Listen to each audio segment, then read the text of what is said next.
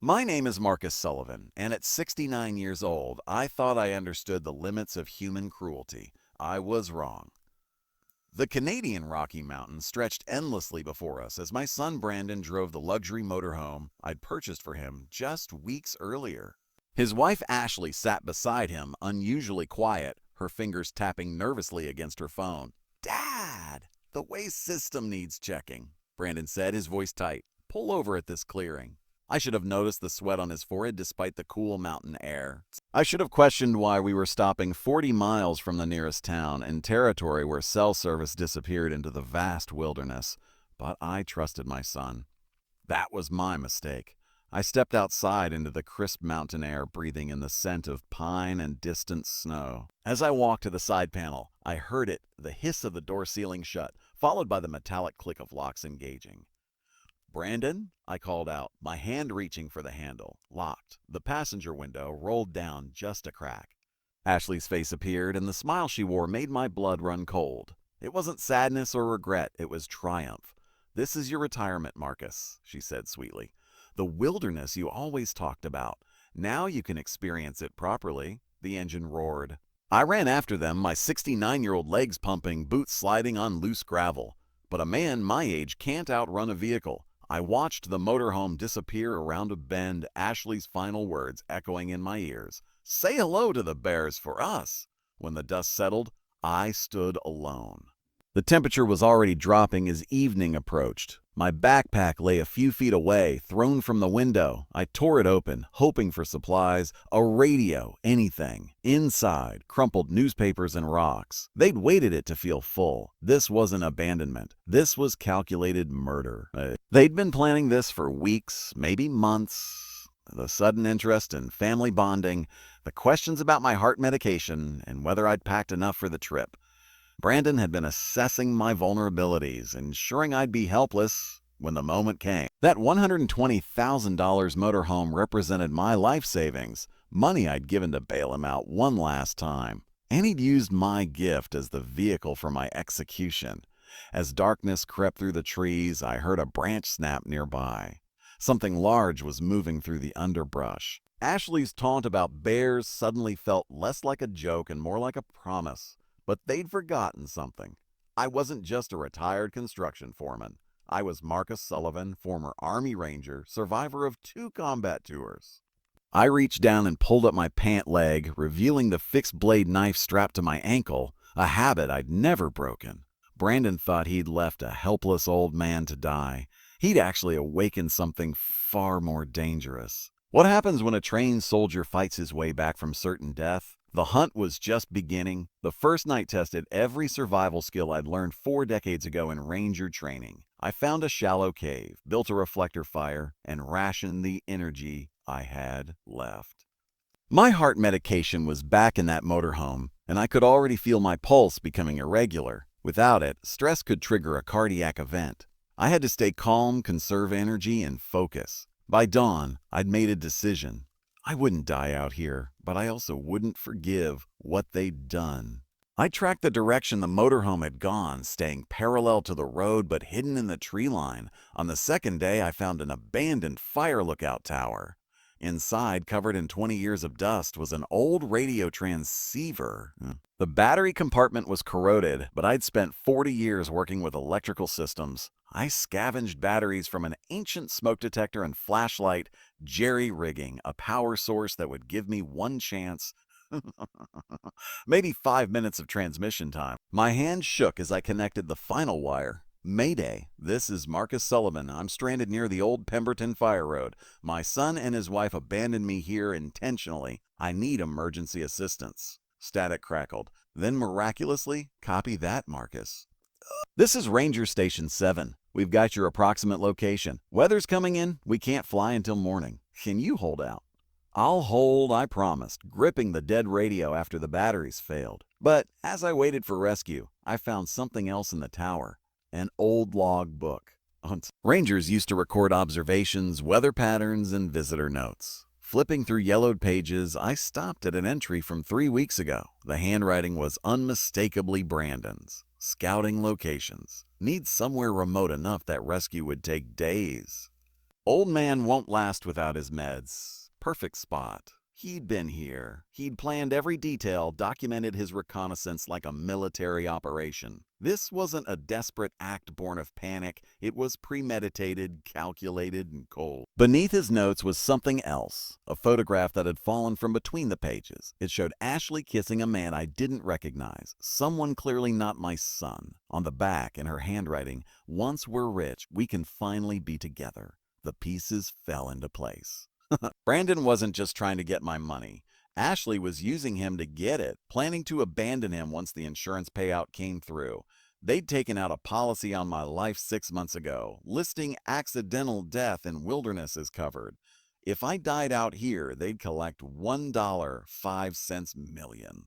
The rescue helicopter arrived at dawn, but I didn't feel saved. I felt angry. They thought they'd buried me in these mountains. They had no idea they'd just given me the evidence to bury them instead. Marcus was rescued, but the real fight was just beginning. What would he find when he walked through his own front door unannounced? The truth would shatter everything. 3 days after my rescue, I stood outside my own house in suburban Vancouver. Through the window, I could see a gathering, neighbors, friends, and a police officer taking notes. At the center of it all sat Brandon, head in his hands, playing the devastated son perfectly.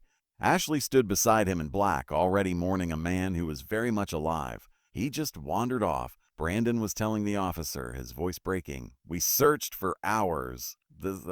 He's been so confused lately. Dementia," the doctor said. "We think he got disoriented and the bears, the cold." He trailed off, letting their imaginations finish the sentence.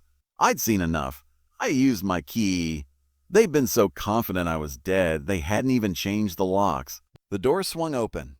The reaction was instantaneous. Brandon's face went white. Ashley dropped her wine glass, red liquid spreading across the carpet like blood. For 10 seconds, nobody breached. "Brandon," I said, my voice rough from the ordeal. He looked like he might faint. Ashley recovered first, her training as a real estate agent kicking in. She ran at me with forced tears. "Oh my God, Marcus, you're alive. Where did you go? We were so scared." She grabbed me in a crushing hug, trying to control the narrative before I could speak. "We searched everywhere," she shouted for the benefit of the witnesses. "Why did you wander off? Do you know where you are?" I pushed her away firmly. "I know exactly where I am, and I know exactly what you did."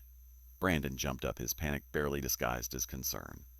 "Dad, you're not making sense." "Hux, you need to sit down. The wilderness, it must have affected you." "Show them," I said calmly, pulling out my phone. I'd had 3 days to prepare for this moment. On the screen was dash cam footage from the motorhome, footage I downloaded from the onboard computer before they could erase it. It showed everything: the stage stop, the locked door, Ashley's cruel smile, her final mocking words about the bears. I cast it to the TV. The room went silent as the video played. Neighbors gasped. The officer's hand moved to his radio. Ashley's face transformed from concern to trapped. That's edited," she stammered. "He's senile. He doctored the video somehow. But you can't fake the timestamp. You can't fake GPS coordinates. You can't fake Ashley's distinctive voice saying, 'Say hello to the bears for us.'" The officer stood up, his expression hardening. "Mr.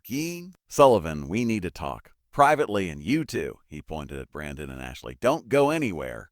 As he led me to another room, I glanced back at my son. Brandon's world was crumbling, and he knew it. But this was just the beginning. The evidence was damning, but Marcus had one more card to play, a secret that would devastate his son even more than prison. What inheritance did Brandon throw away when he left his father to die? The trial lasted 3 months. The evidence was overwhelming. The dashcam footage, Brandon's handwritten notes from the fire tower, financial records showing they'd taken out a life insurance policy on me, and testimony from a park ranger who'd seen them speeding away from the area where I was found. Brandon received 15 years for attempted murder and fraud. Ashley got 18 years after prosecutors discovered she'd orchestrated the entire scheme, including her affair with a loan sharks enforcer named Marcus Chen. She'd planned to take the insurance money and run, leaving Brandon to face the debt collectors alone. But the prison sentence wasn't the worst punishment. On the final day of the trial, I stood up to make a victim impact statement. Brandon sat at the defense table, his expensive suit hanging loosely on his frame, eyes hollow with defeat. I pulled out a leather folder. "Your Honor, there's something the defendant doesn't know," I began. 3 weeks before our camping trip, I finalized the biggest contract of my career. A $35 million infrastructure project for the city. I came out of retirement to secure this deal. I opened the folder, showing the organizational chart. At the top, under CEO, was Brandon's name. "This was your birthday present, son," I said, looking directly at him. "I was going to make you CEO with a $3 million signing bonus. It would have paid your debts 10 times over. All you had to do was wait one more week." The color drained from Brandon's face. Ashley let out a strangled cry from her seat. "But you were too impatient," I continued. "Too greedy, so I gave the contract to someone else, a veteran who has honorable children." Brandon made us sound like a wounded animal. He'd traded a fortune for a handful of rocks in a fake backpack. After the trial, I sold my house and most of my possessions. I used some of the money to pay off Brandon's gambling debts, not as mercy for him, but as protection. I didn't want him getting killed in prison. I wanted him alive, thinking about that $35 million contract every single day for the next 15 years. The rest of my money went into a foundation building housing for homeless veterans. I bought a small cabin in the mountains, real ones this time, with neighbors and cell service, and I volunteer teaching wilderness survival to scout troops. Brandon writes me letters from prison. They pile up on my table, unopened. Once a month, I throw them in the fireplace without breaking the seal. I don't need to know if he's asking for forgiveness or still blaming me. His words can't hurt me anymore. The wilderness couldn't kill me. My own son couldn't break me. I'm Marcus Sullivan, and for the first time in years, I'm finally free. Free from the burden of a child who saw me only as a wallet.